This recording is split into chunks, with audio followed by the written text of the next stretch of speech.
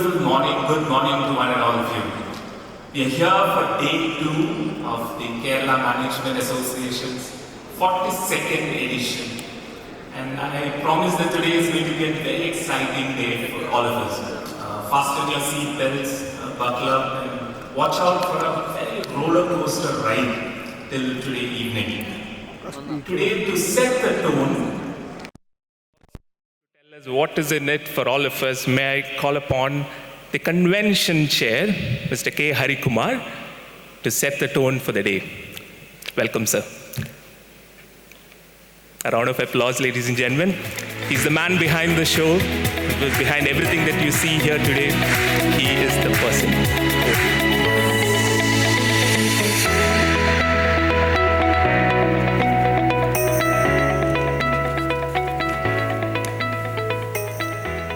Thank you, Neil. Good morning, everybody. Welcome, everyone, for the technical session of the KMA Annual Management Convention Day 2.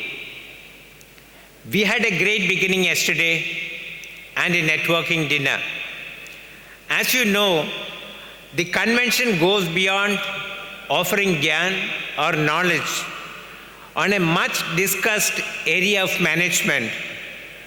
It also provides an opportunity to mingle with peers in the field across industries, network, establish connection so that the learning process goes on and on. We have a series of lectures arranged today. After every session, there will be a Q&A. When the session on Q&A begins, I would request the one who has to ask questions may please stand up or raise your hands. You will be given a mic, and we would all appreciate if the questions are well framed so that the speaker can answer quickly and we can move on to the next person. Please give an opportunity to others also to ask questions so that everybody gets an opportunity to ask and their questions get answered. Coming to today's speakers, you all have an agenda in the kit, and even without my telling you, you all know who the great speakers are. They are all experts in their field with their experiences on how they have driven innovation within their respective organizations and even beyond. We start the session with Mr. Hari Menon, the founder of BigBasket. He will speak on quick commerce in simple terms, home delivery within 10 minutes, under 10 minutes. Before the man of the house can put on his shirt, the product you order is delivered. This facility is perhaps unique to India, and people outside India find it hard to even believe. Mr. Rajiv Gopalakrishnan, President, Asia Pacific India, BATA, will discuss on the challenges and opportunities in international retail.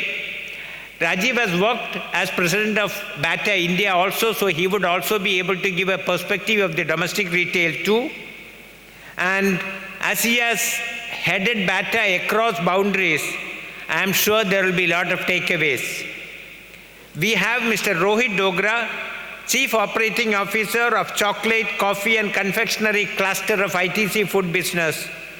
He was instrumental in designing go-to-market strategies for multiple divisions in emerging channels such as modern trade, e-commerce, and even institutions. Please recall that ITC has innovated on all aspects to become India's largest FMCG in the food segment. We had also invited Mr. Thambi Koshy, but unfortunately he got hospitalized yesterday, so he may not be able to make it. But anyway, as he was already scheduled to be a speaker, I would just touch upon his expertise. Mr. Koshy is heading ONDC, which is a public technology initiative is fostering a decentralized open e-commerce model and transforming the digital experience. And as you all know, digital commerce has a huge potential, and it is estimated that the digital potential, the digital consumption can go up to $340 million US. We also have our very dear Prasad Panikkar, who was an earlier president of KMA himself. He is currently the chairman of Nair Energy, and he will share insights on innovation in the petroleum sector, which is traditionally considered to be a commodity business. Prasad has transformed the BPCL to an integrated petrochemical unit and is trying to replicate the success in Nair also. Nair, as you know, is India's second largest single-site refinery with over 6,300 units, 6,300 outlets. Nair has demonstrated how footfall in a petroleum outlet can be increased by providing even clean toilets, because I've seen people who insist on going to Nair outlet because they are sure about a clean toilet. Then we will have a panel discussion on, we'll have in fact two panel discussions. One is on fashion, innovating in fashion, exploring how Kerala can tap into the growing opportunities within the fashion industry. Kerala is a significant market for ready-made garments and has the potential to grow as a global designer hub. We also have a panel discussion scheduled on the fintech, focusing on how application of innovative technology in the financial sector. As you know, India is one of the world's largest and fastest growing fintech ecosystems, with a fintech adoption rate of 87% and has a market cap of $850 billion US. We will conclude the convention by paying homage to one of the greatest business icons India has ever seen. He was a businessman with a human face, Mr. Ratan Tata. Mr. Ratan Tata Life is a book written by Mr. Thomas Matthew IAS, who was a former district collector in Ernakulam, and he will be engaged in a dialogue by Mr. Sabri Nathan, the former MLA of Kerala. Mr. Sabri is an alumnus from the CET and a management graduate from MDA Gurgaon, one of the top institutions, management institutions in the country. And he has worked in the Tata Group, including the Tata Trust, where he worked in close association with Mr. Tata himself. So we have a lot of programs arranged, and we'll be concluding the session by paying homage to one of the biggest business icon India has ever seen, as I was telling. I will just conclude by repeating what I said yesterday. Be like a sponge, absorb the learning from the maestros. Let's develop the capacity to think laterally, beat the untrodden path, question the traditional way of doing things, encourage questions, make the organization dynamic and nimble-footed, and the future is yours. Thank you very much, and welcome to the day 2 of the KMA Annual Management Convention. Thank you and Jai Hind. Thank you, Mr. Hari Kumar, for setting the stage for what promises to be a truly remarkable day. Good morning, ladies and gentlemen. Our first keynote session this morning is on the theme Innovate or Die, a message that resonates deeply in today's fast evolving world. We are privileged to have with us Mr. Hari Menon, co-founder of BigBasket and a pioneer in the e-commerce revolution, to share his insights. Hari Menon, with 25 years of pioneering the digital and retail landscape in India. In 1999, he founded FabMart, navigating through the dot-com boom and bust, and by 2011, those hard-earned lessons led to the creation of BigBasket, which rapidly grew into India's largest online supermarket and eventually became a proud part of the Tata family. With a passion for innovation, technology, and putting the customer first, he focuses on creating impact and value. Please join me in welcoming Mr. Hari Menon with a warm round of applause. Thank you so much. And thank you, KMA, for having me here. I must clarify, as Mr. Hari Kumar said, that I'm not going to speak about quick commerce today. But if there's interest, and if people want to know, I'm very, very happy to answer questions. So maybe I should just finish what I'm supposed to do very quickly so that you could ask me questions on quick commerce, if at all there is.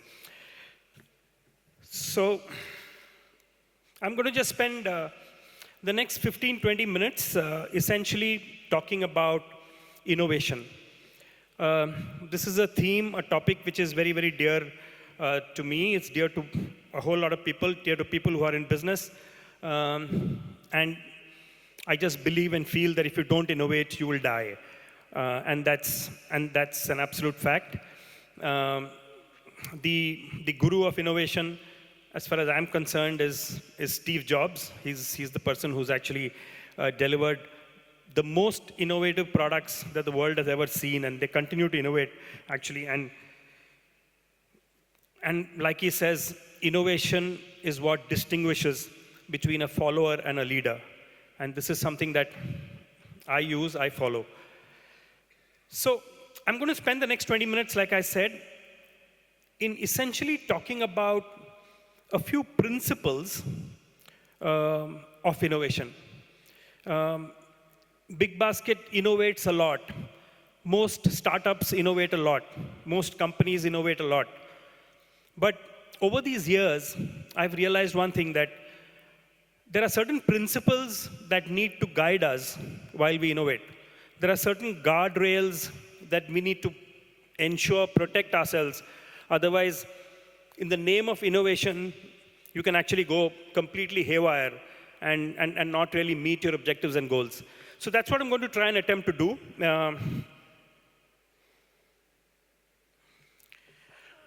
The first principle is anything we try and innovate or anything we try and do needs to be absolutely customer-centric. Otherwise, there is no point in innovating. I find many times when I speak to people that they find innovation very fashionable. Innovation can't be fashionable. It's not fashion. It needs to deliver to a customer's need.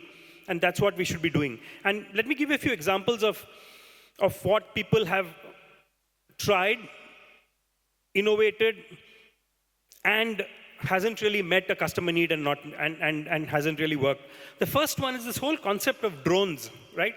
We've heard about drones so much.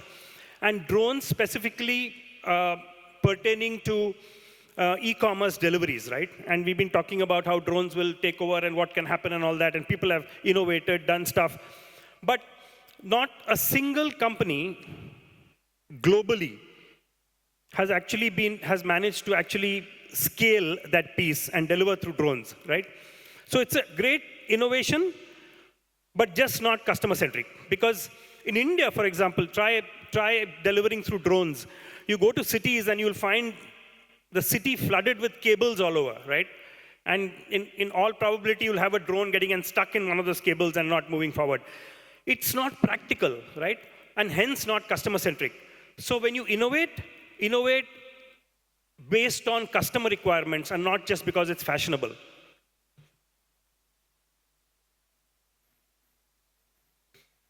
This is a very important piece. I think innovation will only succeed if the organization builds a culture around it, right? I can only do things my way. I can only do things in one way is what organizations eventually start settling into, right? You will find people not open to change, right? And when the organization's culture doesn't permit that, innovation fails. Because everything you innovate, you will start looking at things differently. And if the organization's culture stops you or holds you back, then innovation is not going to work. So you need to make sure that Culturally, the organization is ready. Your culture statements allow you to bring in change. Only then innovation succeeds.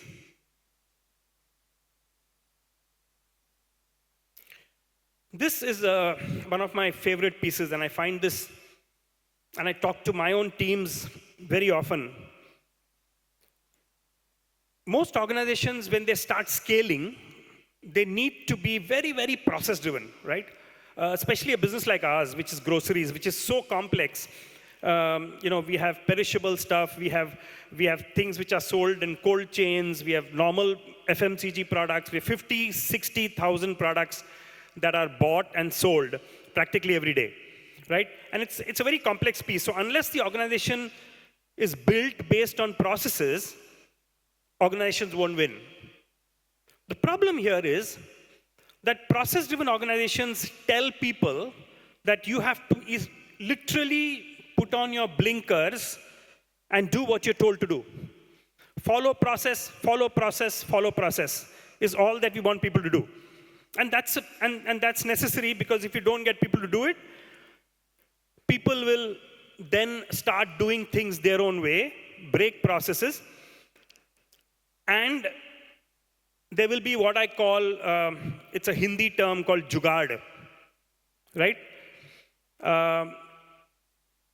There's a book on BigBasket which is written by my colleagues. It's a very popular book. Pick it up at, if you can. And it says basically, say no to jugaad. And what's that saying essentially? That if you want to win, you got to be process-driven. Now the problem there is that if you're process-driven, how do you innovate? I am told to do what the process says. I am told to believe, don't deviate, don't deviate, don't deviate. So how do you innovate? How do you bring in new things? And this is where I find that allowing operation teams and people who are running businesses and operations every day, allowing them to innovate is a formula for disaster. So what people do is essentially form separate teams, form cross-functional teams, so that everything that you want to innovate or ideate is built separately and then brought into the operations and into the business separately, right? And this is something that we need to make sure that we are resourcing it well enough so that both of them coexist. You're process-driven, and there is innovation. Both have to happen separately, and both have to meet at some point. If you don't do that, then there will be jugaad. People will start finding their own ways of doing things, and that's a big problem.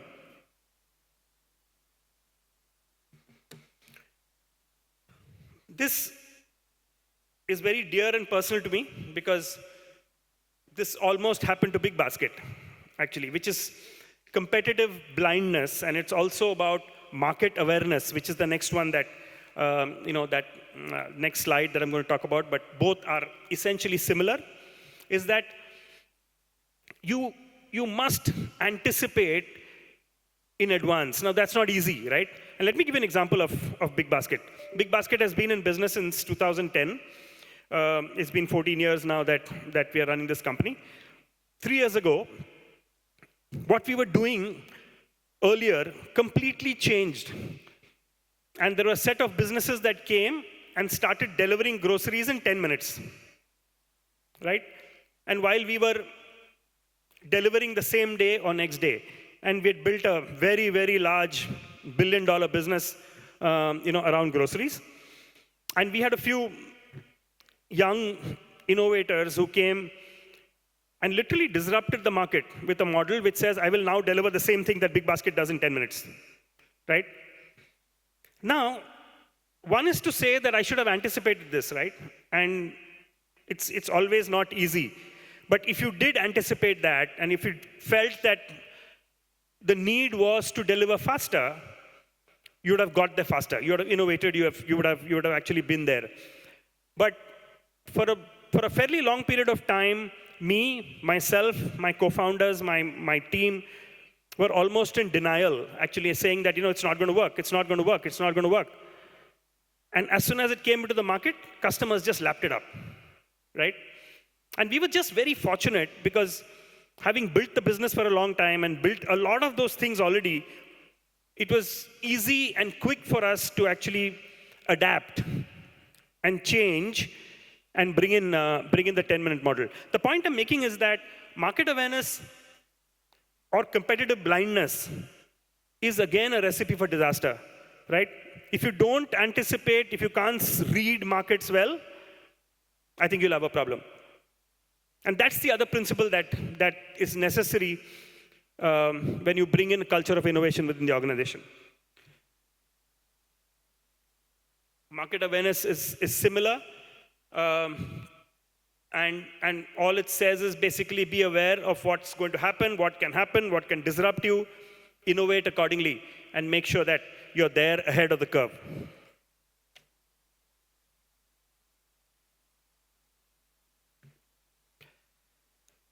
This is, again, a little similar to when I said earlier, innovation is not fashion. Innovation is not fashionable, right? So we need to innovate, we need to be creative. At the same time, we need to be practical. And let me give an example of a product that swung more on the creative side, but wasn't practical at all. You must have seen this product called Segway, right? It's a little cycle-looking thing which you can actually move around the place. And this innovation was talked about as one of the biggest things that can happen to mobility, right? And where people can actually do a lot with it. While it was extremely creative, I think the fact that it was just not practical and just didn't have a use case beyond just being used within small colonies or within small areas, right? It just didn't scale. And so if you look at globally, world over, while it came as a great piece of innovation, it just didn't scale because it was very creative and it wasn't practical. It was bulky, it was expensive. It was expensive because it couldn't be manufactured in scale, couldn't be manufactured in scale because there wasn't a market for it. And because of it, it just remained where it is. And it's pretty much now used for very, very small applications. And that's not what it was thought for when it came. So balance creativity with the practical application of innovation.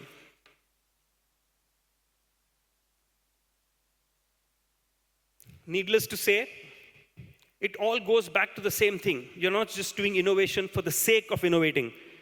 You're doing innovation because it's aligned to your business goals. It's aligned to your product. It's aligned to what you want to do every day.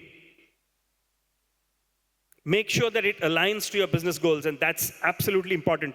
Otherwise, don't innovate for the sake of innovating.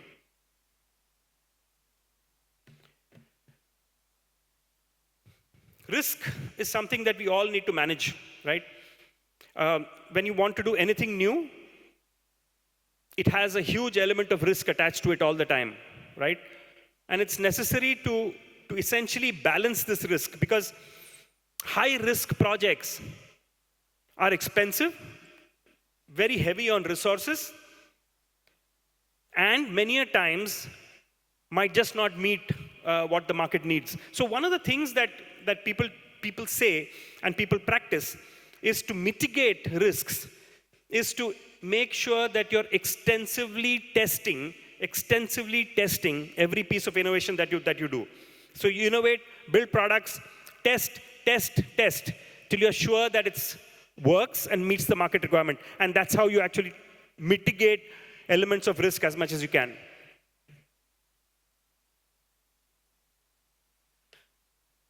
So those are the few principles I thought I should talk about, because even when I hire young people, the two things that people get very excited about, two words that they get very excited about. One is innovation. Everybody wants to be part of innovation. Everybody wants to do new things. And the other thing that people get very excited about is this word called strategy, right? Everybody wants to be part of strategy, right? And to me, a lot of people look at it as something which is very, very sexy, very, very fashionable, and fun to do. And that's when the trouble starts. Because if you don't align it to what you need, what your business needs, to what your business goals are, none of it will work. And they'll just remain actually in the drawing board for a long time. I'll end with just bragging a bit on some of the stuff that we've innovated on. Everything that we've done in BigBasket is thanks to having a culture of innovation. Online grocery itself as a business was something that, when we started in 2010, except for a few investors, everybody wrote us off saying, how is it going to work? How are you going to deliver fresh vegetables, fruits and vegetables home? How is a lady ever going to buy fruits and vegetables by looking at it on the screen? It's such a touch and feel business. How are you going to manage perishability? How are you going to buy fresh stuff from the farms and move it to kitchens in 24 hours, 36 hours that you're promising? So many challenges, right? And I think each piece by piece, we made sure that there was a lot of innovation behind it, a lot of it which was necessary for the business, and we managed to deliver a lot of them. One such thing is basically the entire cold chain that we set up. The entire cold chain of BigBasket is completely built in-house. Actually, I built this about 7-8 years ago, right? Which basically takes everything that is chilled and frozen from the producer or the manufacturer to your homes. So right from the time where it's bought to the time it reaches the warehouse, the way it is stored in the warehouse, and the way it moves from the warehouse to the customer, the entire cold chain end-to-end was built, designed by BigBasket. It is a completely in-house piece that we built, including the last mile boxes that we have. So we have these PCM packs. They are like these ice gel packs, right? Then we have these plate freezers that we built and designed ourselves, which basically chill these packs every time in the warehouse, and so they can be continuously used because they are all reusable. And finally, the delivery bags in which these PCM packs go in and gets delivered to your house. And in almost 9 out of 10 cases, the ice cream reaches without melting, right? And that's one thing that we are really proud about, building the entire end-to-end cold chain completely in-house. To add to it, we've also built what are called,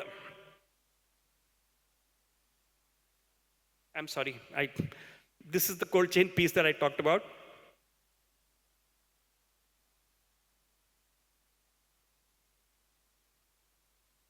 To add to it, this is again something that we've designed completely, which are what are called modular racks, which allows you to store products in the warehouse at different temperature ranges. And this is completely built by us. They've got chambers. Normally, actually, what you get is you get different temperature-controlled elements as one piece. What we've done is we've put everything into one piece, which is different temperatures that you can store different stuff at in a very modular fashion.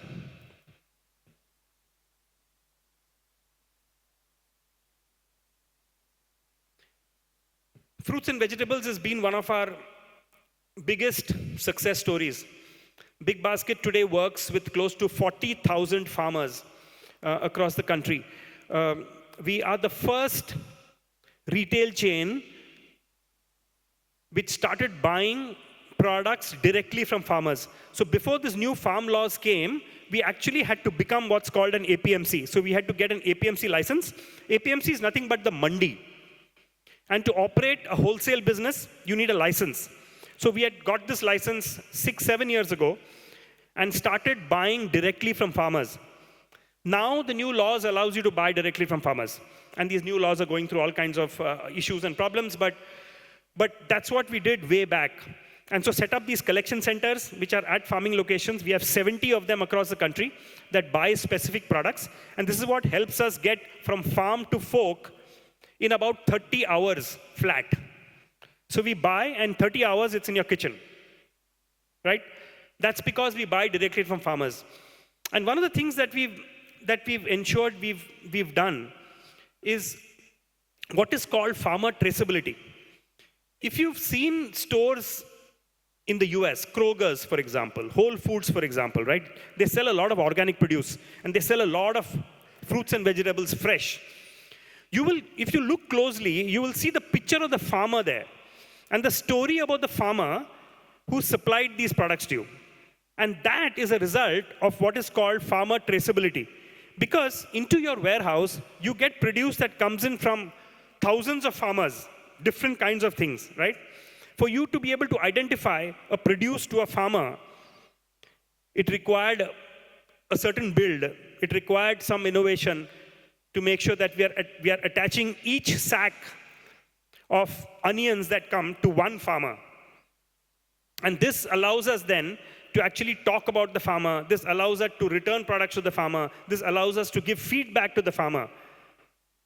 And that helps us work very closely with them. As such, all the 40,000 farmers, we work very closely because we are also the only company that pays these farmers on day 2 of supply directly to their banks. And this is thanks to Jan Dhan, that whole thing that the government set up. It allowed us to set up accounts for farmers so that on the second day that the farmer gives you produce, the money is in his account. Right? And this is very, very unique because farmers get paid very late. They get paid in cash. There's somebody waiting behind to take the cash away as soon as he gets it because he's taken so many loans. And what this has done is, this has also helped the farmer improve its savings. And this is something that we've researched over thousands and thousands of farmers. So the traceability piece is something that we innovated on so that we work closer with the farmer, identify each sack that comes to a farmer. This is the standard label printing, right? If you look at barcode printers, most of the products actually, for example, if you buy a product from Bata, you'll have a label there already there. You'll buy a FMCG product, you have labels already there. But stuff that you buy from a farmer, for example, right? Stuff that you produce on your own, produce things that you make yourself, you have to create labels for identification. I'll give you this very unique problem that we have in fruits and vegetables, and a lot of you may not have even realized it.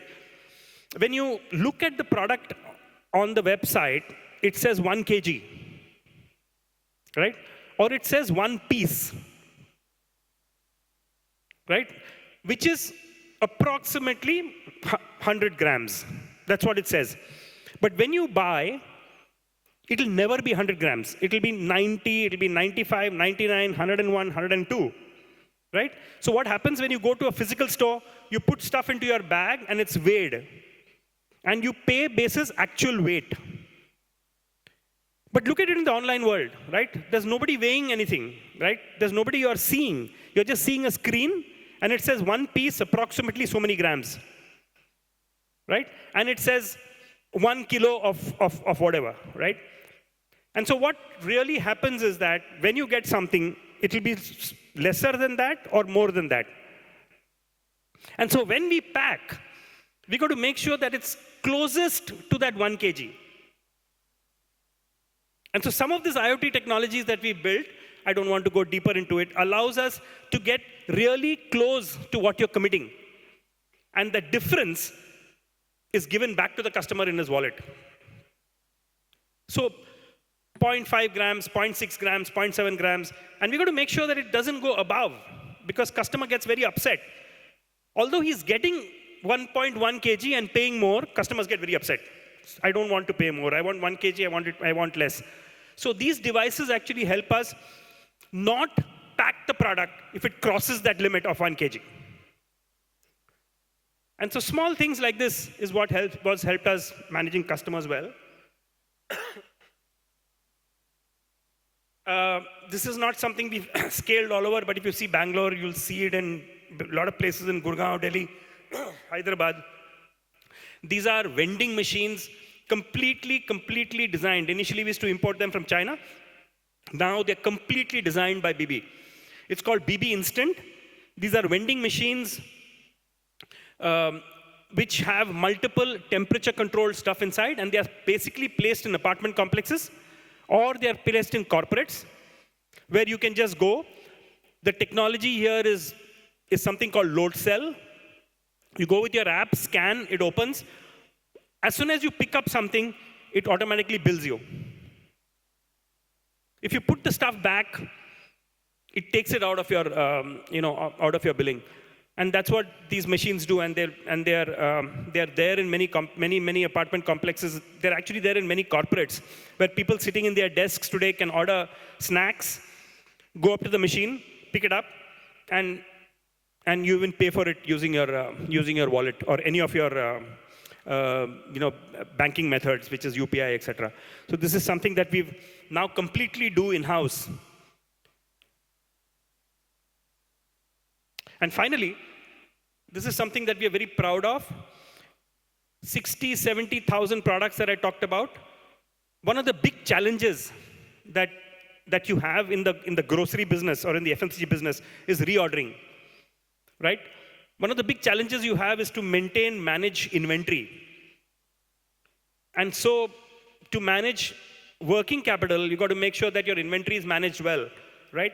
And so your reordering process has to be completely automated. You can't manage it manually because you have 50,000, 60,000 products. You're dealing with 2,000 suppliers, and a lot of these suppliers come daily. Fruits and vegetables, the model is called a newsstand model. And what's a newsstand? The newspaper that comes on that day is not valid for the next day. So a lot of products that we sell have one-day shelf life. And so how much of those to order every day across the country, across regions, is something that we've completely automated. So it's at a click of a button, purchase orders are going to suppliers. I know there's an ITC Foods colleague of mine. I was hoping to see Hemant here. But we are almost getting into a tie-up where we'll also link up to inventory of suppliers using this module, so that supplier inventory, our inventory start talking to each other. And that's what we have here.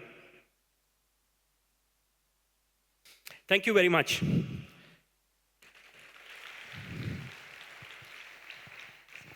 Quick commerce. Anybody wants to know anything about quick commerce? I'm happy to answer. It's an extremely complex business. Yeah.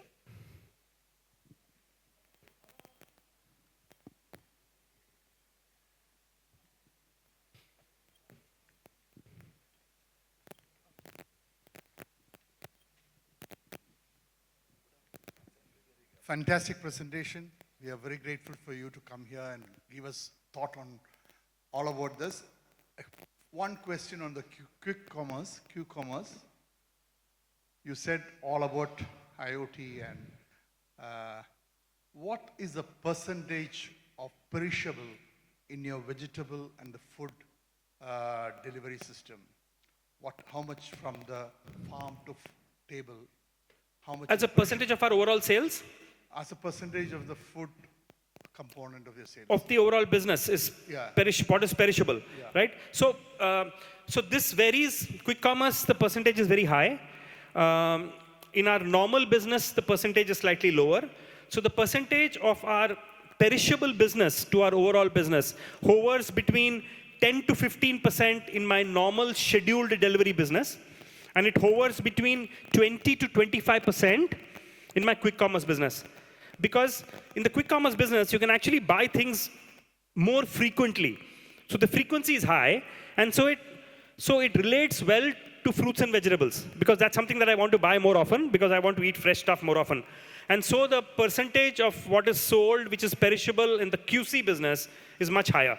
That's about between 20 and 25%. Thank you. Thank you. Thank you very much for a wonderful presentation. I have just one question. What is going to happen to all these kirana shops? Tough question. I got to be politically correct. It's such a sensitive topic from a government perspective. Let me just give you my view. I've been talking about it for a long time. My personal belief is that not much is going to happen, right? I think it's a very powerfully strong community which understands customers well. And what you're hearing about this whole disruption, etc., is in small urban pockets right now. But let me tell you, one of the worries or one of the dangers that could happen as you go forward. Before I get to that, I must tell you that the grocery business in this country is really, really big and huge. It's $600 billion today, India. $600 billion annually. 95% of that business is kiranas. Only 5% is actually modern trade, which is all the large physical stores, and online. Out of that 5%, online is about 1.5%. So 95% is not something that's going to get disturbed and upset very, very quickly, because it's a very established business. But we are seeing, for example, during festivals, one of the things quick commerce does very well is sales during festivals. It allows now people to buy last minute, right? I don't have to plan what I have to buy earlier. So you can just buy on the day it hits. You can buy your kites on Sankranti on that day. I don't have to go a couple of days earlier, scout for places, figure out. So that's, on festivals, the business booms.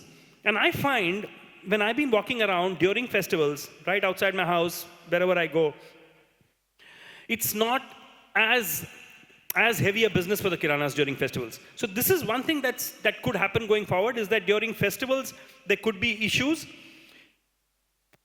But I must tell you, a lot of kiranas, most of them are also now upgrading themselves. They're getting next-gen people to come and join their businesses, unlike farming, and they're all upgrading themselves. ONDC is a great, great opportunity for them. ONDC was essentially built for the kiranas, so that they can go online. They have shared resources. All they have to do is put their stuff there. They don't have to worry about cataloging. They don't have to worry about last mile delivery. They don't have to worry about payment processes. So ONDC can make a big difference. So all these people will upgrade. But if they don't, then I think that business will start suffering. But so my view is, I think you will see some impact in some pockets, in some urban clusters, but by and large, it's not a business that's going to go away. Yeah, I can. Thank you very much for asking this, but this is something that I can talk for a whole day. Because something that I very, very deeply believe in is organization culture and organization's values are not written to be put up in the reception for people to come and see, right?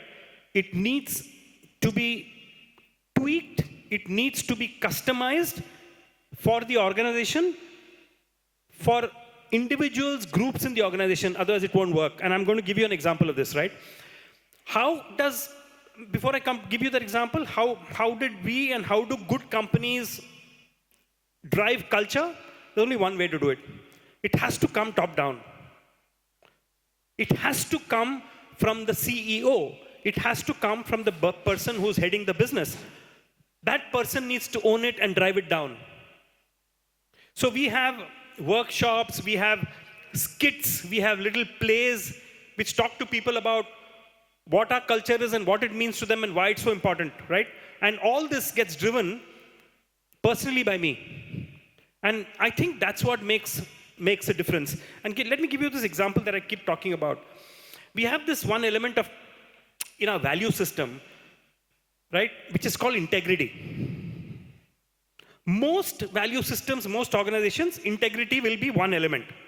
Everybody talks about integrity. Everybody says integrity is critical, integrity is important. And I find that when people talk about integrity, it's all about, you shouldn't steal money, you should not, it's more financial, right? It's more to do with, you can't do the wrong things when you're dealing with money, etc., right? So it's all about integrity driven in that fashion. In BigBasket, we chose to tell ourselves integrity is the power to say no. And that's what integrity means for us. And that is why I say that every element of culture and values that you list down must be customized to what you want to drive in the organization. And so I want a culture where people sit in a meeting and you're able to stand up and say, I didn't understand. I don't know. Please explain to me. If the culture doesn't permit it, most people in the organization, especially young generation, younger people, will be scared to stand up and say no. And if I find people sitting in a meeting, scared or worried, not wanting to ask, I make sure my leadership goes and pulls them up and tells them, listen, you lack integrity. Because you are not standing up and saying that I didn't understand. Because I think you haven't understood.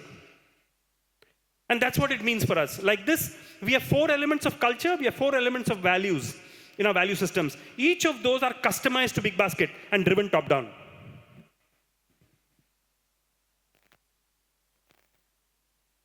Hello, good morning. My name is Ramachandran S. I have been your customer for the last 5-6 years back onwards.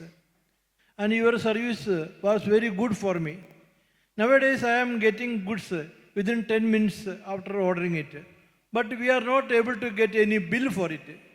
That is one small demand from me, that we should get that bill for the quantities we purchased in the morning or in the evening, and we get within 10 minutes. That I am getting promptly. So my second thing is that about 2 years back during one Shivratri day, I purchased some articles, but I never got the articles. I paid the money. Till date, I have not received it. Oh my God. Then one more thing is there. On 15th of this month, I have ordered and I have paid 1,218 rupees for it. And I have not received the articles. I don't know why it is like that. Having collected money, I am not able to get the goods I have ordered. My family is very fond of your company because we are rendering good service. Certain unique products we are getting from your company only. For example, Kothas coffee. My daughters are in America and we are getting it there. Here also we are getting the same quality of Kothas coffee. And no other shop is giving here except Pothis like that.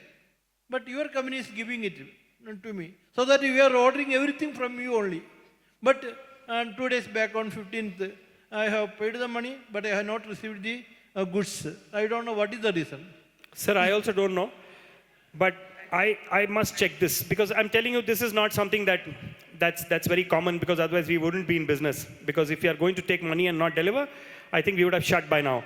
But I seriously take your feedback, and let me just go back and figure out. I am going to meet my team now. And this is in Kochi, I presume.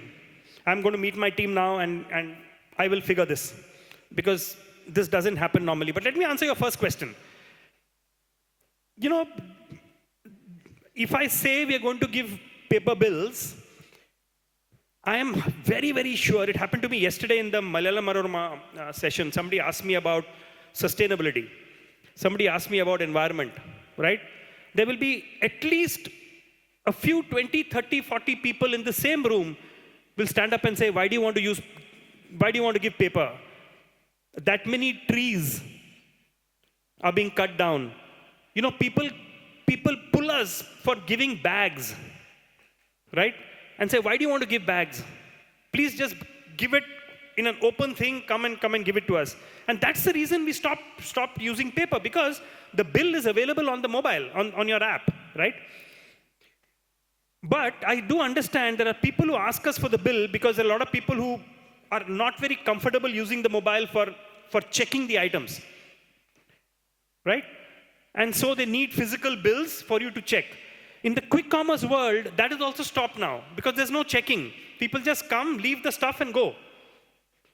And you have the option of returning it even after taking the delivery. And BigBasket is the only one that allows you to give returns on the app. You don't have to call my customer service.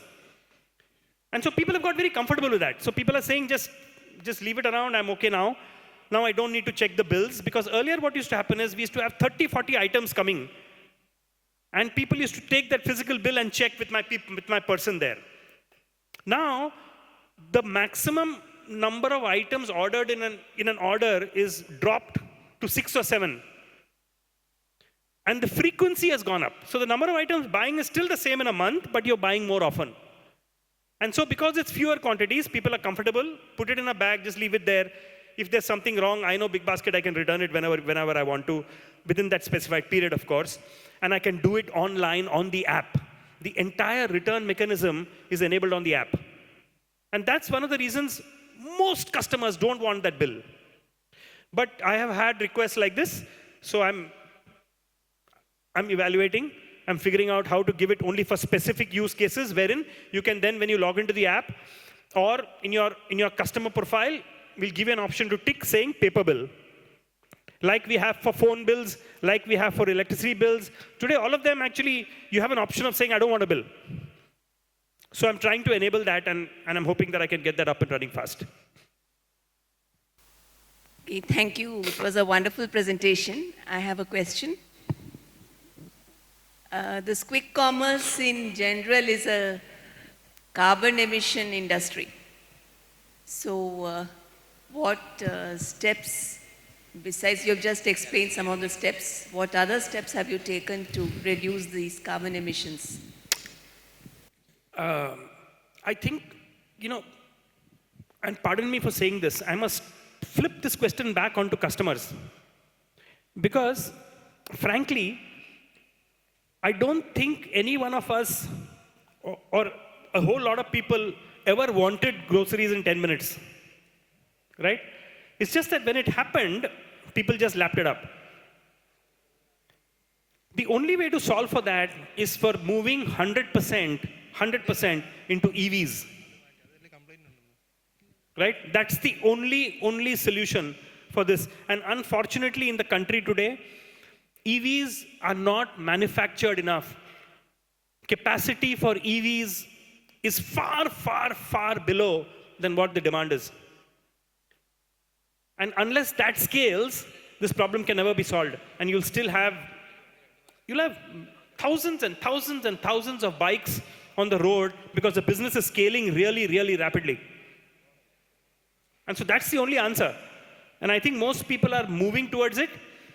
And when 10 minutes becomes 6 minutes, 7 minutes, it can't become lower than that.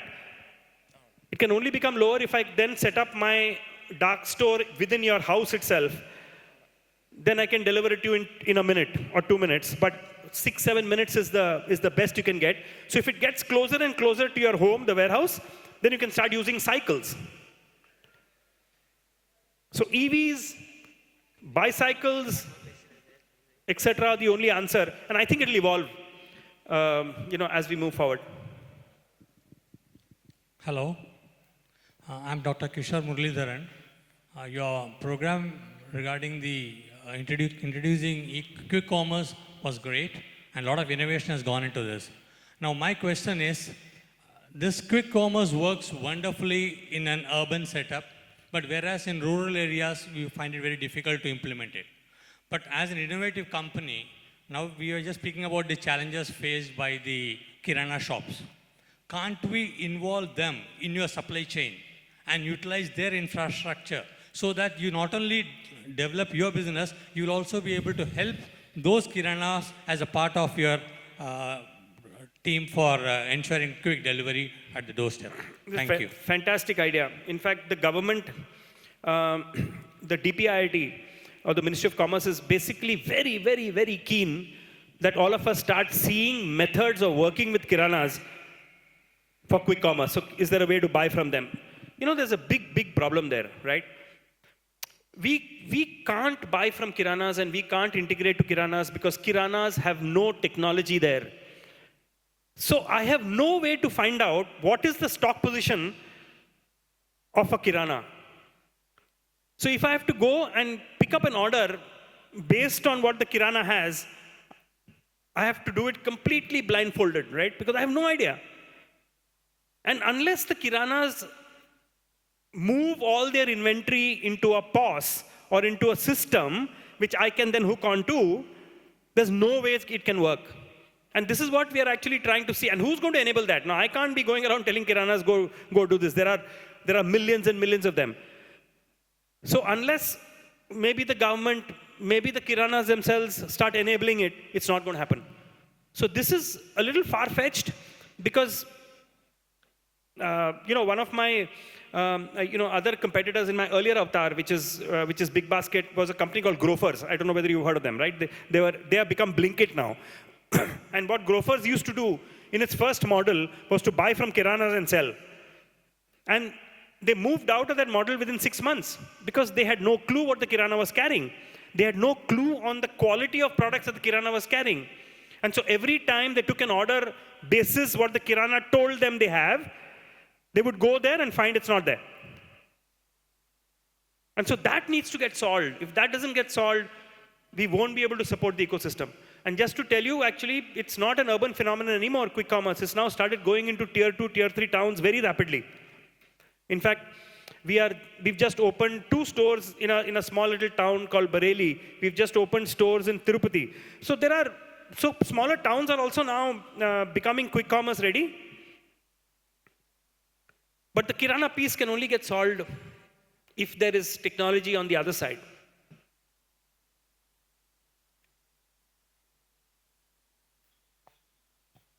For the paucity of time, we will not be taking any further questions.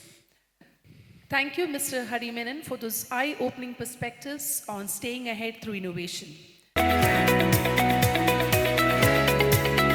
Round of applause, ladies and gentlemen, for Mr. Hari Menon.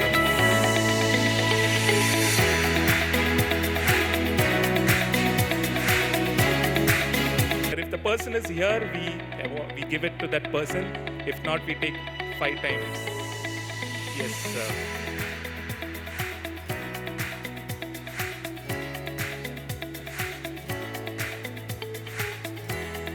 The winner is Asha PS TCC Limited.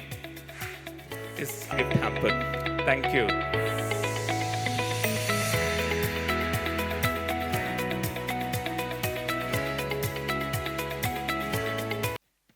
Next, we dive into the world of fashion and creativity with a dynamic panel discussion on the theme, Innovating Fashion. Joining us are some of the brightest minds in the industry who have redefined fashion through their unique contributions. Moderating this session is a visionary educationist, persuasive administrator, international speaker, and noted author with an experience spanning 44 years, out of which 33 years have been with NIFT, NID, IAM, and ATDC of AEPC. He is well known for transforming institutions which include, on top of the list, National Institute of Design, Ahmedabad, where he had served as the director and governing council member for 2 terms of office. He is credited with the formulation of national design policy. He is a PhD in management from IIT Delhi and MBA from School of Management Studies, having undergone long-term faculty development program at the Fashion Institute of Technology, New York. After that, he joined NIFT as the founding chairperson of Fashion Management, New Delhi. He is the author of 4 significant books on international marketing, design management, and skill development, and has made numerous presentations in India and overseas. Please join me in welcoming Dr. Darlie Koshy for moderating the session. Good afternoon. Hello, Kochi. Give a big clap. I want to thank the Kerala Management Association for this 42nd edition of the International Convention, so beautifully arranged in this scenic hotel. Kochi has become a bustling metropolis, and it is so very heartwarming to come here because of 2 reasons very important. One, KMA has been a great host in my last couple of sessions which I had with KMA. And I remember the last session on Leader Speak, which Mr. Hari Kumar had invited me, and Bibu Puthuran was also there at that time. And earlier also I had come from when I was in NIFT and NID, I think short sessions I had held in their main office. Second piece of my happiness is that the 3 panelists who are going to join me here are very dear people in my journey in the fashion industry. First of all, we must have a connect. You are sitting so far, you do not know, suddenly somebody comes, conducts a panel session. But I want to tell you, my name is Darlie, woman Koshy. But the woman got dropped because I was mostly in Delhi and Ahmedabad where people never pronounced or spelt the name correctly. So it became Darlie Koshy over a long period of time. Why I said this is 1986, January 22nd, which is just 5 days away from, or 4 days away now, National Institute of Fashion Technology was founded. The 40th year celebration is happening at the campus in Delhi on 22nd of January at 4 p.m. I have been invited. Why I have been invited is probably I am the first Malayali to have been inducted in 1987 as one of the 6-member team which went to USA on a government fellowship to study fashion and come and set up the National Institute of Fashion Technology in New Delhi. Now there are 19 campuses. So it is not that fashion happened in Kerala because some shops came in Kerala or some fashion summits happened. But the government of India had always considered the Kerala garments, which was there in Kannur, as one of the harbingers of the Indian fashion industry. You will not probably believe, in 1986, the same year, I was the managing director of the Kerala State Handloom Corporation and Kerala Garments, which had 350 sewing machines. And that year in 1987, that unit exported to Perry Ellis, to Tommy Hilfiger, to Calvin Klein, to Bill Blass. But today that unit is closed. So the connection of 1986 NIFT setting up and Kerala Garments had a big connection because there were only 2 organizations in the country under the government umbrella which was exporting to these kind of labels abroad. One was HHEC in Chennai and the other was Kerala Garments in Kannur. So when we look at fashion and we complete 40 years of NIFT, we should look at how we are going to be connecting this huge heritage Kerala had of handloom traditions from Balaramapuram to Kannur and the kind of fabrics we produced, which were adorned from calico, the famous chins, to the kind of Balaramapuram kasab, which Sreejith explores. And that is where I'm going to invite our 3 panelists, because then you will understand why I am calling them onto the stage to be part of this panel. First, I would like to invite Sri Vinod Nair. Please come. Vinod not only has been a renowned, probably the first fashion journalist in the country. He was with Hindustan Times more than 12 years, and then he was heading the India Today group of luxury and fashion business, fashion journalism. And he has held in Cochin fashion luxury dialogue twice. And I had the occasion to work with, of course, Vinod's days go back to my time in NIFT. But we had together conducted in 2006 the first luxury conference in Mumbai and Delhi. Delhi, we were not involved, but in Mumbai, the National Institute of Design, Ahmedabad, when I was the director of that institute, we had joined hands with Hindustan Times to conduct it. Vinod has probably the biggest macro helicopter view of the global fashion scene, and he feels very optimistic that given the Kerala's interest in good things in life as a consumer state, would also take to fashion much more endearingly. So very happy to welcome you, Vinod, to this session.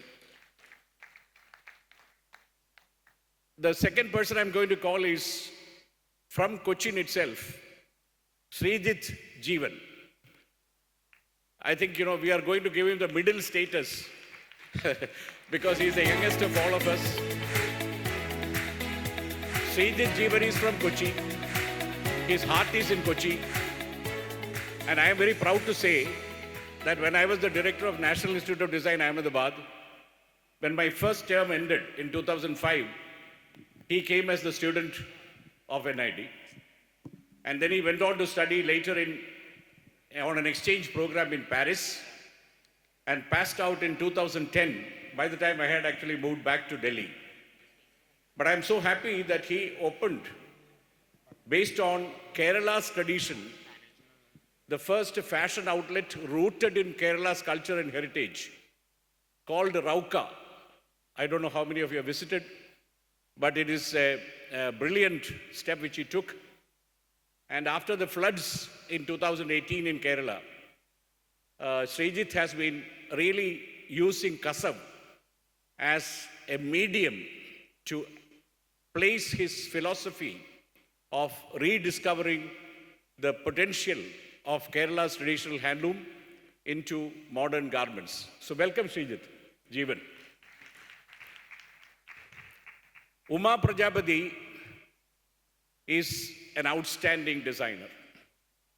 She was the 4th batch of design program at the National Institute of Fashion Technology in New Delhi. Uma had set up the famous brand within the Auroville campus. Auroville, as you know, is itself an iconic place where she developed a nucleus of new thinking. And that is how Upasana came into being. And in 2004, when tsunami hit the coastal areas of Tamil Nadu and other places, Uma writes in her write-up and also in the films based on tsunami that there was a doll on her table, which was also made by her probably just as a fun.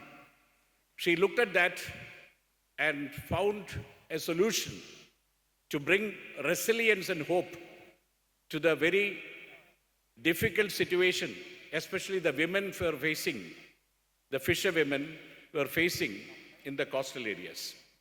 And from their own, Tsunamiga became a hope and resilience symbol.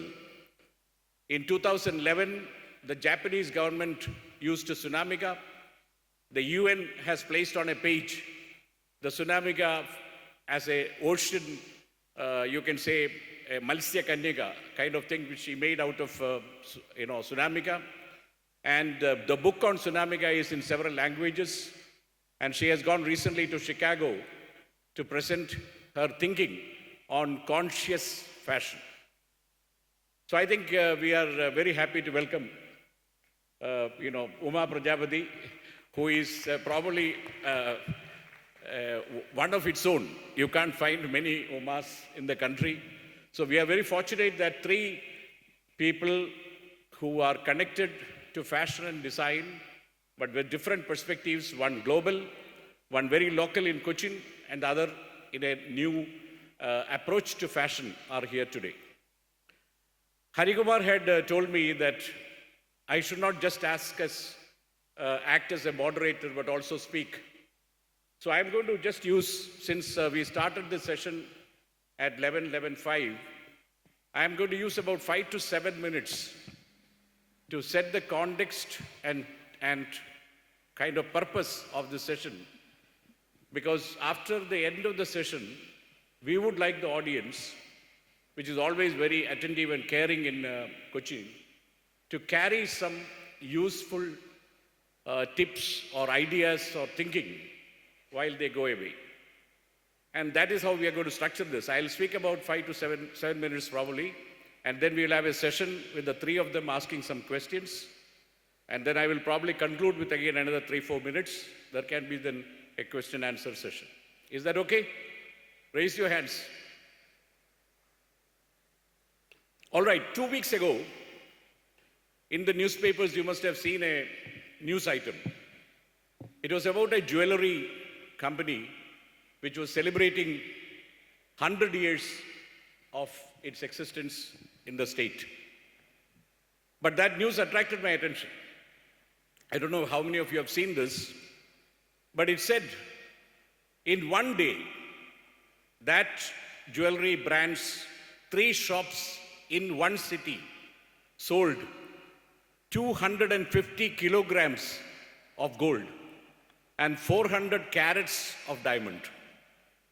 And from one single showroom, they sold 160 kilograms of gold. And out of this 400 carat, 350 carats of diamond, making a world record. We are talking about a state which is still agrarian, which is still about only 3.5 crore people. And Trivandrum is not considered to be a city of millionaires and billionaires.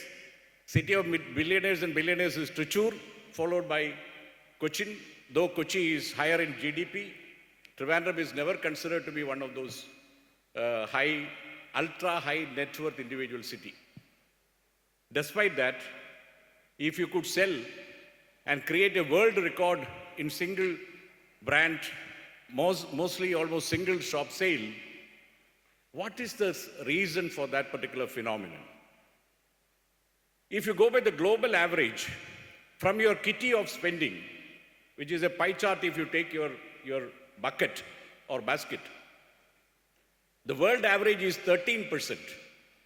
People spend 13% of their income in Western markets mainly on their jewelry. But in India, it is as high as 52%. 52% of your kitty of discretionary income expenditure is on jewelry. If you take the apparel, it is the other way around. The world average is about 50 to 55%. And Indian customers' allocation is less than 40%. So obviously, in Kerala, people see gold and jewelry not just as fashion, but as also an investment probably, and also a kind of barrier against inflationary life which we are leading. But I would believe this is a trend which you have to carefully watch. That means that the mobile health anxieties of people are driving people's money to other than fashion, and fashion is taking a lower seat and high pressure on the prices. So if that is the kind of situation, how do we look at the trends which can help you? That is what I'm going to spend about 5 minutes on, just to tell you 5 or 6 trends which may be useful to you. How do you remember trend? I don't know how many of you prepared for exams making an acronym. So I am going to tell you an acronym so that you remember what I said. I'm telling you, cars for tomorrow care, with care. Cars, C-A-R-S, cars for tomorrow with care. If you take this line as the acronym, I'm going to expand this as the 7 or 8 trends. What is the first trend? The first trend is about consumer, the age of consumer after coronavirus. This is the most famous article by Philip Kotler. He is, of course, an aged professor now, but I think this article, which he wrote in Sage Journal in 2020, when the COVID was at its peak, probably summarized everything so beautifully. He said there are 4 or 5 groups of customers. The first group of customers is the people who are actually want to make life simple. They call it life simplifiers. Means that they don't want this too much of hassle. They want to buy minimum things and make life a simpler process. That means you will have a few t-shirts or something and work from home. You don't have to really have too much of formal attire, and you can wear just a single, jacket above, and you can do all the meetings. Life simplifiers. Second group of customers was degrowth people. That means that too much of time is spent currently on purchases. That is why quick commerce, which was explained a few minutes back, came into. Product discovery takes a lot of time. What do you want to buy? Where do you buy from?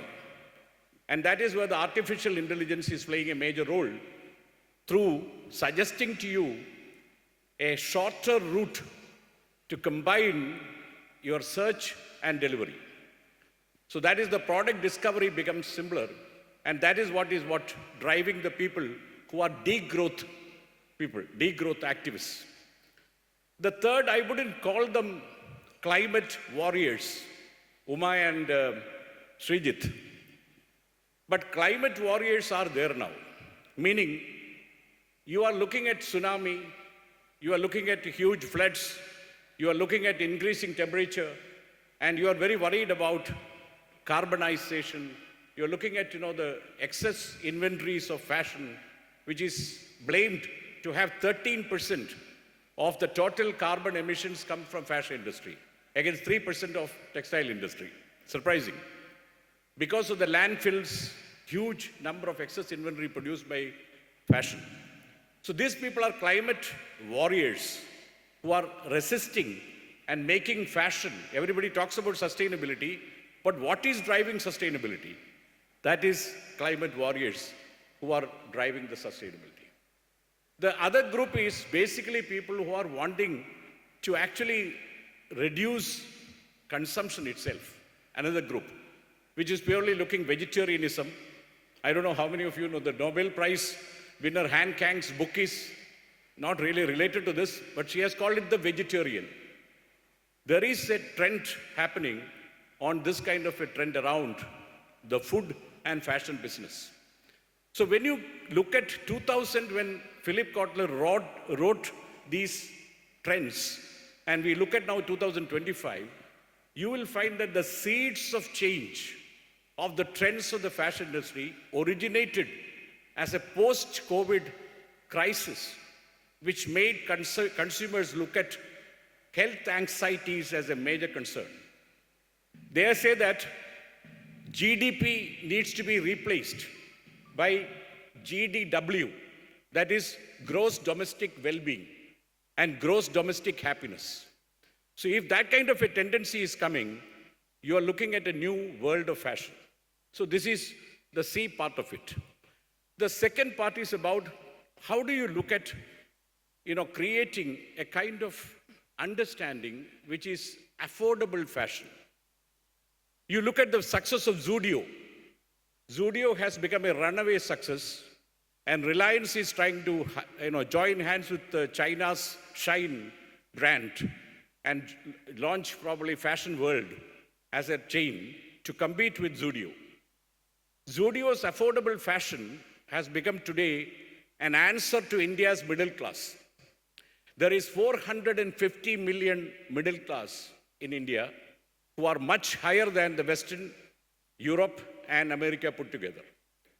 Similarly, 808 million people in the country are under 35 years old. So if you combine these two, the young people at the age of 35 or less are not having that much income, like silver generation of people like us, who can afford more, but not enough attention is given by the fashion people. So that is about affordable fashion. Then you are looking at the R, which is about retail space. Now, one of the reasons why the quick commerce and people like BigBasket and Swiggy and all that succeed is not to be taken as the biggest success. Because the retail space index per capita is the lowest in India, which is under 2.7 square feet per capita. In almost all other countries, you will find the per capita much higher. But there is some good news. Hyderabad is the highest, 4.8 square feet per capita. Pune is second, about 3.8, and Bangalore is lesser than that. But the garage company, which is opening its showroom after Hyderabad and Pune, is opening in Cochin. That means that the retail space, though it is less comparatively to other countries, there is possibility of attracting more solid pairs to Cochin and to other places in Kerala. So that is about retail space. And if you take cars as S is sustainability. Now, sustainability will be spoken at length on conscious fashion, conscious consumption by, of course, Uma and Sreejith, so I'm leaving at that. Sustainability is the other trend. Then comes tradition and modernity. Because when you are combining tradition and modernity, like Sreejith is doing, taking Kasav and making it contemporary, making ROUKA as a symbol of, let us say, heritage and tradition. That kind of a thing is reviving saris. People like Gaurav Gupta and other designers. There is a new book which is published by Fashion Design Council on saris. It starts with the famous stories of 9-yard saris which were used in our epics, to the contemporary saris made by people like Gayatri Devi, the earlier queen of Rajasthan, to her daughter, etc. It builds up a context of saris in India. Then there is the famous book by Chisti and Martan Singh on saris. So if Indian women, who are about, let's say, 60 crores, these 60 crores women use the saris 3 times what they are using now, which is about 5 saris are used per wedding by the bride alone. And if you take all the saris bought by the family, that is the biggest advantage for the wedding economy of India. So if the women can increase the consumption of saris, the handloom industry and khadi industry will survive in India. So far as they don't use saris, I'm very happy to find the management of KMA and other people in this room are all wearing saris. If they increase the consumption, these products, these saris can help in protecting khadi and handloom. The next one is the phygital fashion. We are moving from a single channel approach to combining physical and digital. It is happening everywhere, everything through mobile. We are partly doing the work on mobile, partly doing at the showroom. So the fashion has to be, whoever is now joining among you to the fashion business, need to conceive from the very beginning, not physical business, but a phygital business, physical and digital business. And the next one is a word used by the World Economic Forum called care economy.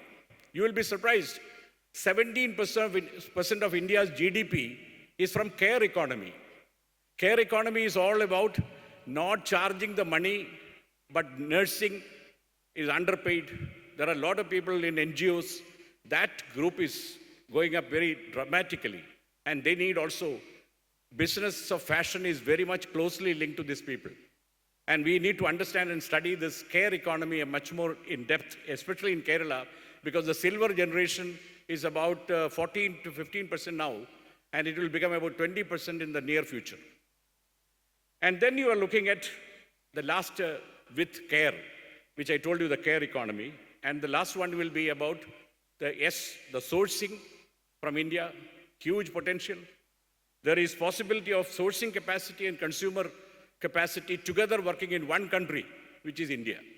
If you look at $350 million as the market of USA and take 303 million as China's, India is 110 million, 10 billion US dollars. So obviously you have a huge market within India, and it's also a great sourcing destination. And last is technology. So cars for tomorrow with care, if you keep in mind and look at these trends, I think the entrepreneurs who are looking at this business will get a better idea of where it is going to be headed. With these words, and now, I conclude my part and go into our panelists and explore these concepts a little more in depth. And I'll now ask first question to Sreejith, because he is from Cochin.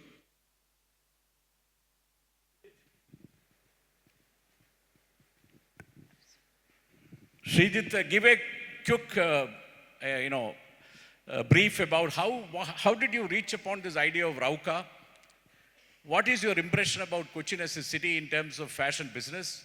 And how do you look at your own brand with a purpose growing in the coming times? Thank you. Hi.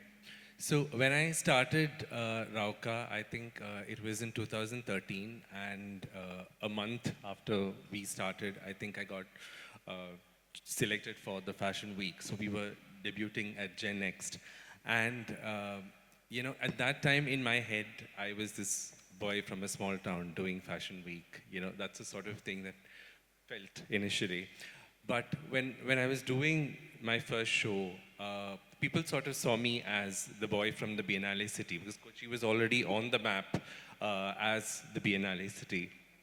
And that sort of worked very well. But sort of looking at the last 10 years,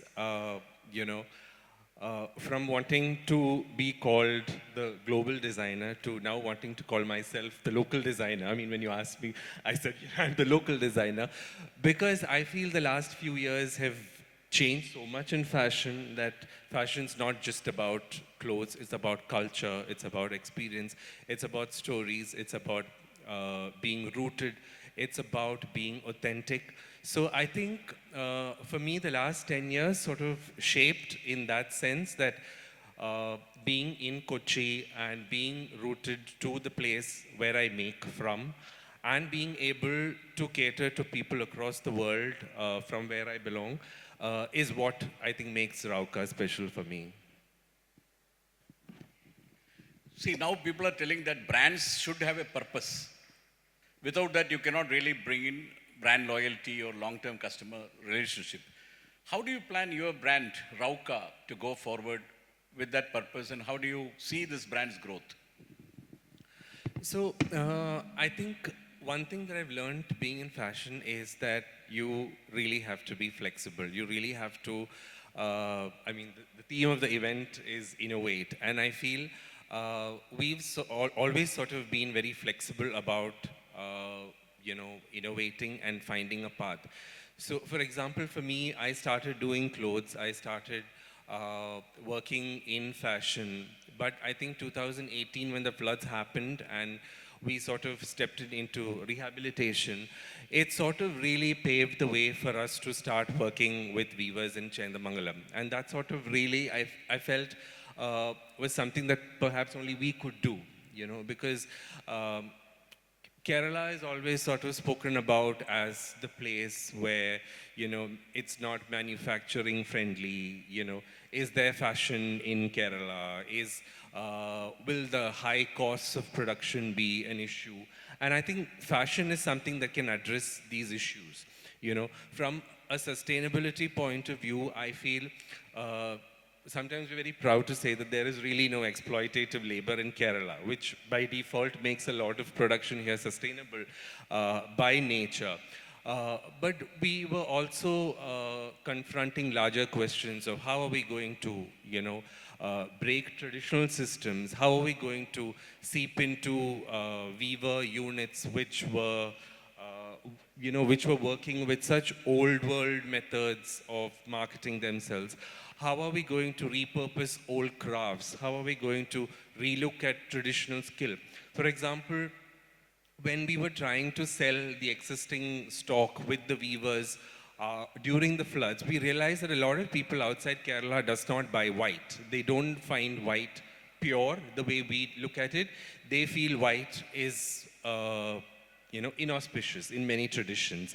So they would not buy white. A lot of people felt that it was too simple. A lot of people, so we were really sort of looking at how can we look at a craft and reposition it or reimagine it for a larger fashion audience. So I feel these are basically challenges that keep coming to us, and being in fashion helps us to look at these problems differently and find a path that helps us to market this.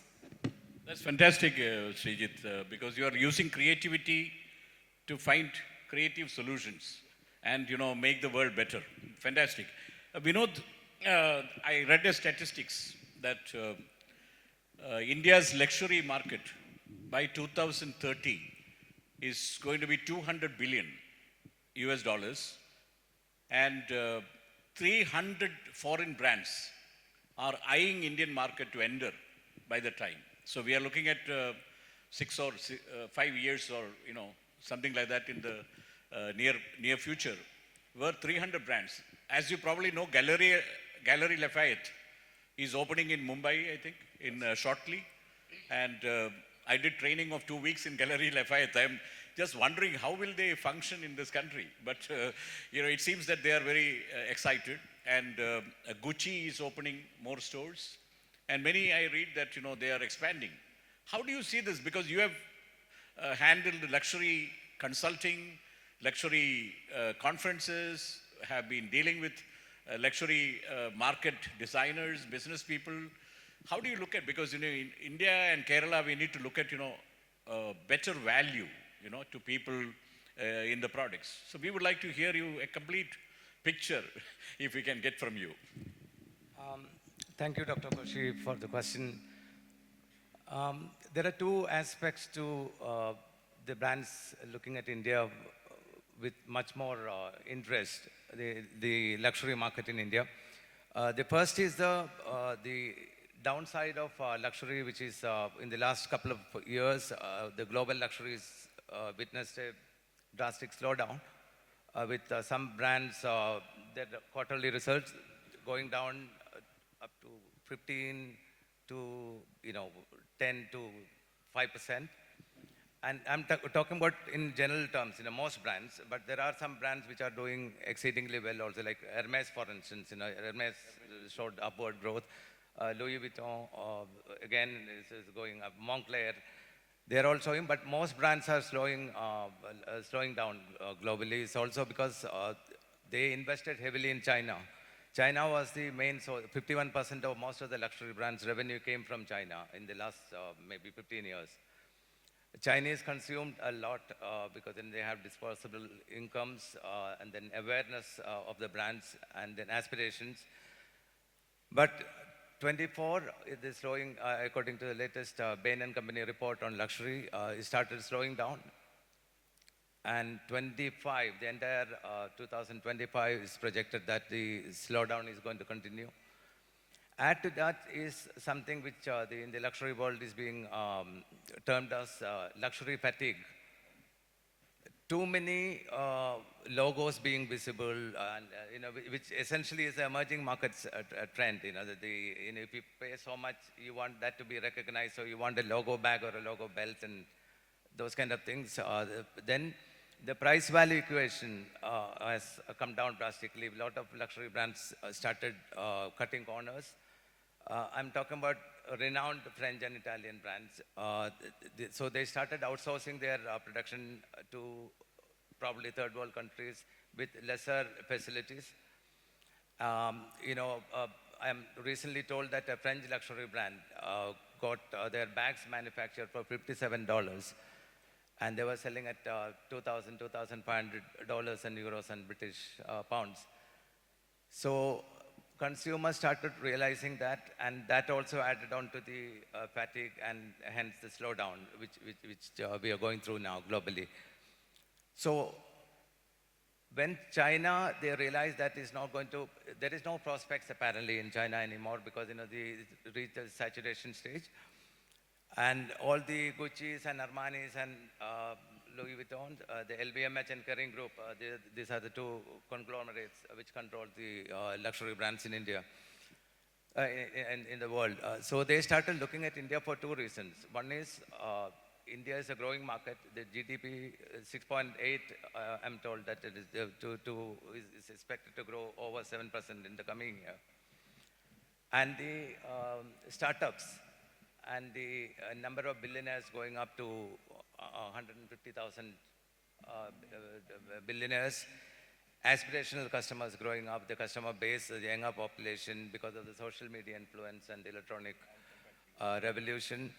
So all that put together, India is promising to be a huge market for luxury in the coming years, in the next 5 years, as you said. But there is a problem also here, which the solutions are being employed as we speak. As of today, there are about 25 major luxury brands like Goyard and Manolo Blahnik, the footwear from England. Like that, there are many brands wanting to come to India, but there is no retail space matching the environment of luxury available within India. Geo World Center, Geo World Plaza opened and is sold out. Emporio doesn't have any more space in Delhi. The UB City Mall, which is Bangalore, they are also saturated in terms of retail space. So what is being done now is that Emporio's doubling is the space, and the ROUKAs are expanding Palladium in Mumbai. But all that put together also, I doubt whether there will be enough space for all the brands wanting to come to be, find the right environment, luxury retail space, but things are beginning to happen here. So once that is sorted, more brands are going to come for sure. But retail space is very important, which is not there now. Yeah, but there is some kind of a dichotomy which you see. Influencer economy in Kerala probably works with the top film stars, some of the anchors, television anchors, and other people. There are a lot of people who are running YouTube channels, blogs. Now, some of them are buying very expensive watches, very expensive cars. But when it comes to buying fashion, do they require counseling or do they require some training? Why are they hesitant to experiment wearing something a little different from others? Why are they sticking to traditional? For example, in Kerala, more traditional kind of approach is still there for clothing. When it comes to fashion, it's not Kerala, Dr. Koshy. 15 years ago, or maybe 18 years ago, when everyone thought India is going to be the next China, it didn't happen. It's because Indians per se, the Indians by and large, Indian women especially, because we don't have many options. We only have jackets and suits to wear. Whereas women had more options, and they decided to consume the Western attire and the traditional attire, and more so in the case of festival, the Indian festivals, weddings, even going to office, you wear salwar kameez and you can wear pantsuits. So the fashion didn't take off from luxury point of view, not just in Kerala, but across India. And when you're talking about South, you are right in saying that the consumption is more. Fashion is nothing. The price tags of fashion is nothing when it comes to automobiles or watches. Like Richard Mill, I have friends in Kochi itself. They're from Thrissur. They wear watches worth crores. And one watch worth crores of rupees. And then collectively, they are collectors also. The watch lovers have this habit of collecting. They have 25, 20, 30 watches. And automobiles are much more expensive. And then when I was talking to Yves Carcel, the former chairman of the late Yves Carcel of Louis Vuitton, he decided to, he saw India. He always believed that if you want to do luxury business, you have to give it time for it to, enter the market, mature and grow and establish. If you want quick returns, he always told people, go find some other job to do, not this.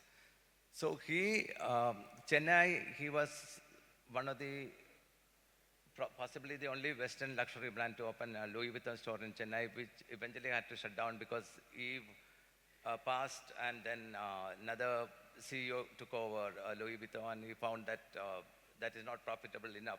He was one of those guys, who wanted quick turnarounds from, per square foot sale.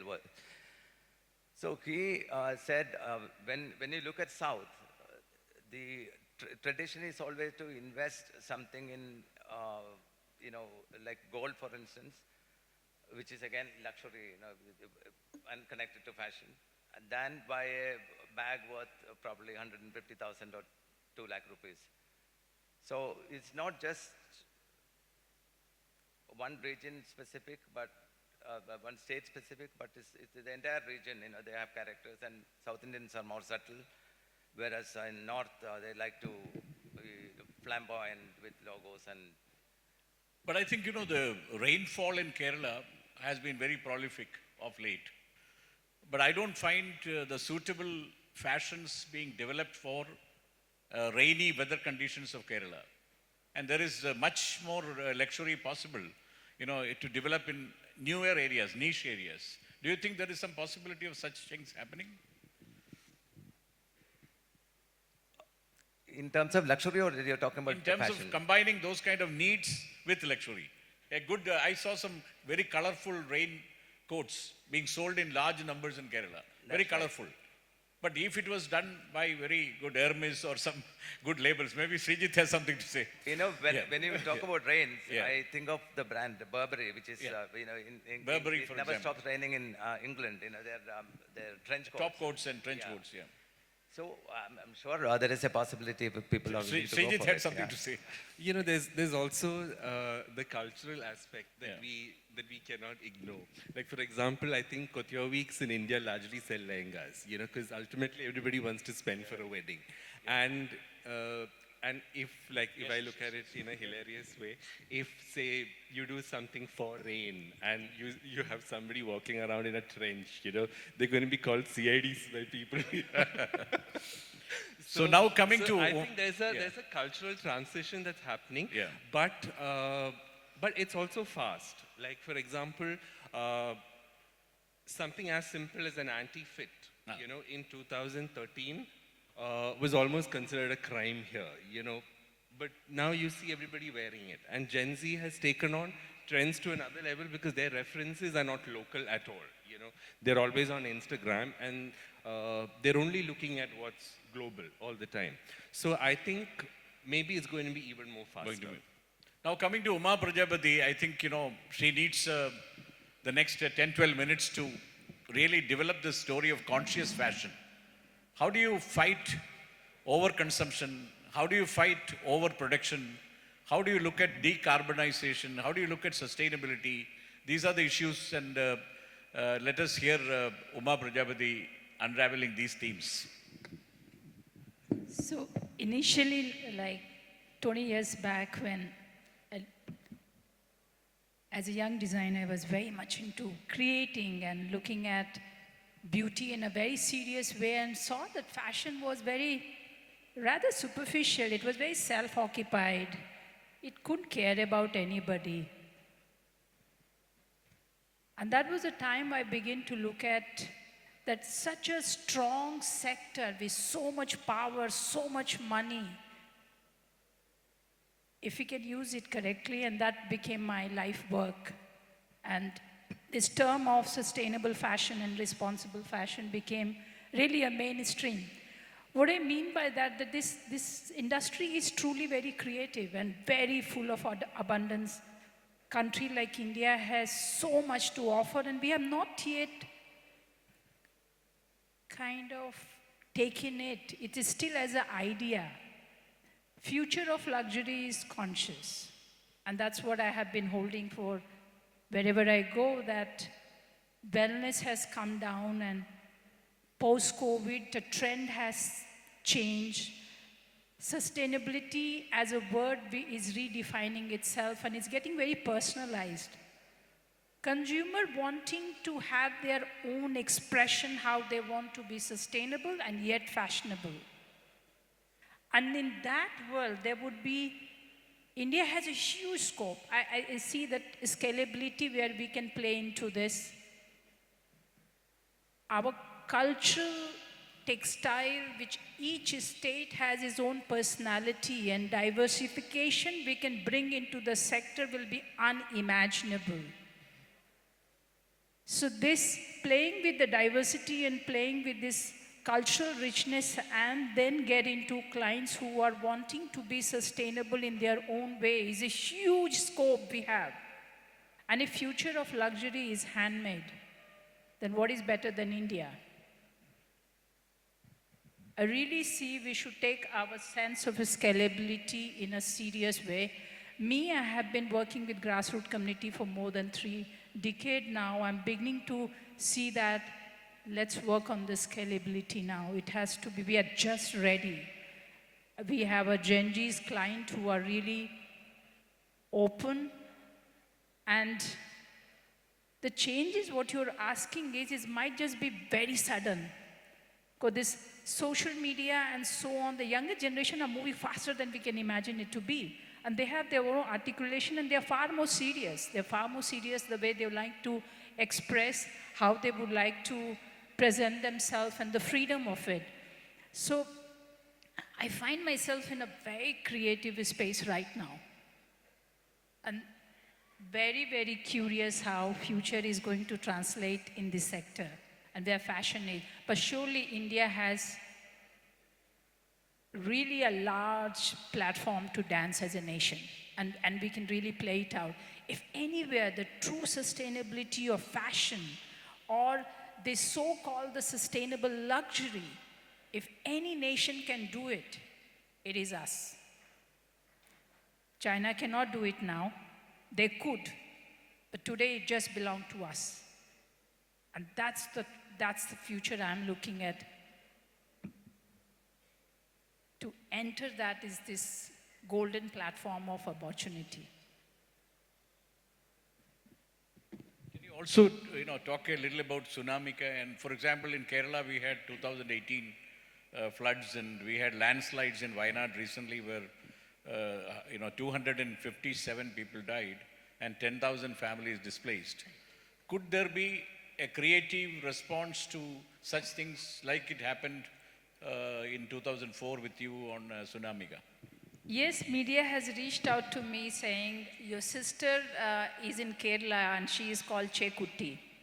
And it just happened, I knew Chekutti, I knew Lakshmi as well. So that was very beautiful. And then I met somebody from Brazil. She came with a box and saying, I'm looking for the founder of Tsunamika in Pondicherry. And she came saying, you have a sister in Brazil and we are working on topic of water and coastline. Now, so there are different countries, different projects is going on. Currently, what Tsunamika has done is it just became too big and gone to 90 countries and have been right now on UN page as India entry for clean ocean and endorsed by, we were in the cover page on UNESCO magazine. And the point I'm making is this staying with the one simple idea and building on it as a story, it blew my mind. I had never imagined in 2004 that a waste of fashion industry is going to become an icon and building the character. And today we are building on that story. The fishermen community is holding a placard saying, ocean live, we live. We don't understand. We sometimes think that ocean is our business, it's a government business, it's a huge ecological topic, but it belongs to very elite class. It's not like that. When I work with the fishermen community and listen to them, what they have to say, they are very concerned. It gives me a great delight to see over here outside to have a beautiful pathways and you can look at the ocean in such a beautiful way. It's not everywhere in India. That way, Kerala is rather doing far greater world. The point I'm making is that these two ideas meeting together, a very grassroots innovation using fashion and then ecological concern where UN is holding in and having a very serious conversation. These stories are very few, which this story meets into. And when I was talking to in the guest lecture that, can it be a love story when UN talks about satellite activity of clean ocean internationally and Asia becoming the hub for it in that conversation? There was no story like Tsunamika. And I pitched in for that as a story. We have such a scope in this narrative building, and there's so many narratives we can build as a community. I see Kerala can do an exceptional job. Because we are so strong in our creative industry and take fashion and that industry merge together and build new narrative, be it use technology, get into ecology, get into fashion directly as well. It's fantastic. So it just happened that yes, I'm the founder and the mother of Tsunamika as a project, and it has become a huge legacy. No, it's just, it makes me humbled. I don't know what else to add. It's too old a story, but it goes on. And yes. See, unlike many other fashion summits, we have both Uma, Prajapati and Sreejith, Jeevan responding to very huge adversities with creativity. As a creative response, but mingled with fashion. And that is what attracts, as a major lesson for Kerala. Because I believe, after the Wayanad happened, everybody has forgotten because the vegetation in Kerala comes up very fast. People's memories fade out. But I think we should have done something which is more solid and creating something which will give hope and resilience to a larger group of people across the world. Because it was the most unusual landslide even in the history of landslides in the world. Because these were rock and soil together, sliding and going and creating such a massive havoc. So I was listening to a presentation by a landslide expert, Dr. Jeevan Kumar, Sajin Kumar. And it was fantastic to understand how rainfall is developing and changing Kerala to a very highly landslide prone state. We need to develop some fashion consciousness about products which can help people to become more resilient and more hopeful. And with that kind of a thing, we want to conclude this session. Would like to say that, this great, interesting panel provided, Vinod said about the possibility of Kerala and India scaling up its luxury market in the next coming years. He also looked at the kind of difficulties which the market faces because of the retail space per capita index being lower in India and also not adequate, appropriate spaces not being available. Sreejith explained how the ROUKA model came in and how he developed the concept and how Cochin can actually benefit from such experiments in a larger scale. He hinted and he said very clearly that creative response is the need of the hour, which I think is a very major lesson. Uma has very humbly explained, but it has become a global phenomenon. Tsunami representing the adverse conditions in various parts of the country, various parts of the world, giving hope. So, in the book, which is now in several languages, the story is explained. I believe that, in adverse conditions, because of the climate crisis which is rapidly going across the world, we need to be very, very vigilant and looking at how people, now look at the Los Angeles fire, look at the landslides in Uttarakhand earlier, look at the landslides in Kerala. The climate incidents are happening at a very major regular interval. So we need to really look at fashion. Fashion is very understood in a very narrow concept in many places in India. It is basically, some people take it as voyeurism, some people are just entertainment, but it is a very, very serious business. Now with O2O, which is offline to online, fashion has great possibilities in the metaverse to also use Kerala's IT prowess to connect fashion and IT. And I believe that some of the entrepreneurs sitting here, Cochin, the Techno Park type of Cochin Info Park, etc., can actually look at connecting metaverse to Kerala's luxury, which can reach the global markets around the world. With that, we want to conclude this session, and if there are very short questions for a couple of minutes we can take and then wind up the session. Thank you very much.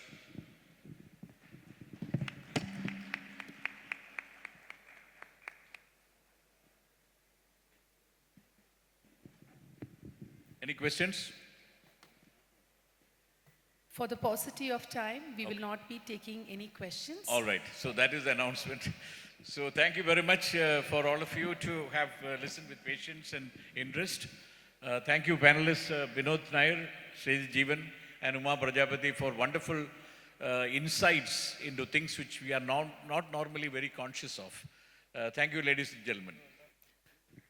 A heartfelt thank you to our panelists for an insightful discussion on innovating fashion and for inspiring us to think differently about fashion and innovation. Express our gratitude to our esteemed panelists for sharing their valuable insights with us today.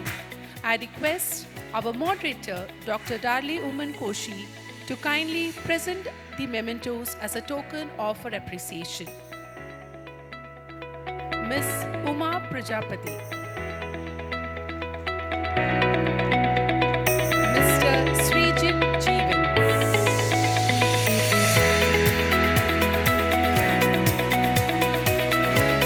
Mr. Vinod Nair.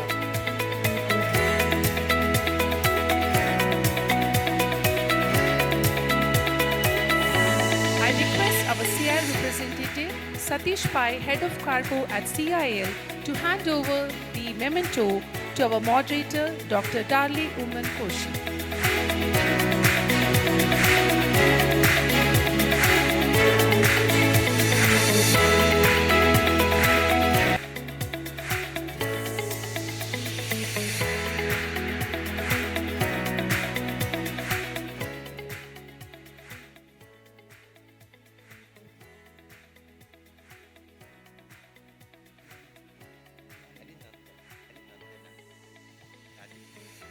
So the lucky winner is Harinandana R from Rajagiri College. Is Harinandana here?